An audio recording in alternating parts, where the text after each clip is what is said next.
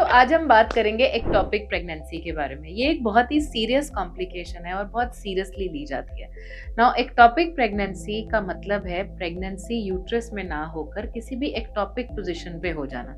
जैसे कि एक्टोपिक जैसे कि ट्यूब्स में हो जाए, ओवरी में हो जाए, या कहीं सिजेरियन स्कार पे हो जाए, या एब्डोमेन में कहीं पर भी एब्डोमिनल प्रेगनेंसी हो जाए, तो ऐसे केस में हम उनको कहते हैं एक्टोपिक प्रेगनेंसी।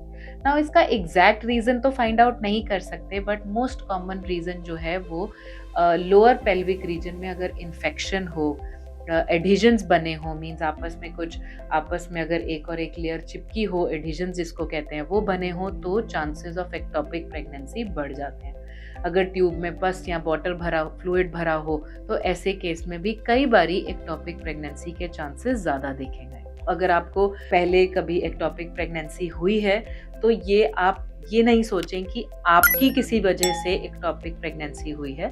आप किसी में बॉडी में टेंडेंसी होती है एक्टोपिक प्रेगनेंसी के ज़्यादा होने की। नाउ एक्टोपिक प्रेगनेंसी को किस तरीके से ये प्रेजेंट करती है, मीन्स अगर किसी का यूरिन का टेस्ट पॉजिटिव आया है और हमने ब्लड का टेस्ट भी कराया, उसमें भी प्रेगनेंसी आई है और अल्ट्रासाउंड में बेबी हमें नहीं दिखाई दे रहा, तो सस्पेक्टेड एक्टोपिक प्रेगनेंसी के डोमेन में वो आ जाता है। फिर हम रिपीट बीटा HCG कराते हैं ये देखने के लिए कि जहाँ पर भी प्रेगनेंसी हुई है, क्या वो ग्रो कर रही है, क्या वो डबल हो रही है कि नहीं हो रही। अगर वैल्यू 66% से कम है, मीन्स हाफ से कम वैल्यू बढ़ रही है, बहुत अच्छे से नहीं बढ़ रही है, इसका मतलब है कि एक्टोपिक प्रेगनेंसी हो सकती है ना। उसको फाइंड आउट करने के लिए हम कुछ देर के लिए और इंतज़ार करते हैं और कोशिश करते हैं कि अल्ट्रासाउंड में हमें कहीं ना कहीं पर प्रेगनेंसी डिटेक्ट हो जाए। सो एक्टोपिक प्रेगनेंसी जितनी जल्दी डायग्नोज हो जाए, उतना ही आउटकम वाइज वो अच्छा रहता है। नाउ ट्यूब में अगर प्रेगनेंसी हो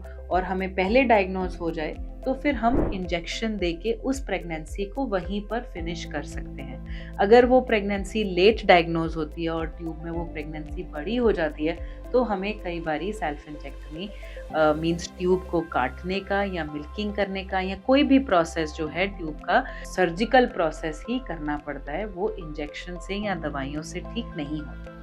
अगर आपने अपना यूरिन का टेस्ट किया है और आपका टेस्ट पॉजिटिव आया है, तो फर्स्ट चीज़ जो है वो आपको डॉक्टर से मिलना चाहिए। डॉक्टर आपका अल्ट्रासाउंड कराएगा और आपका जो है प्रेगनेंसी डायग्नोज करेगा कि प्रॉपर पोजीशन पे है कि नहीं है।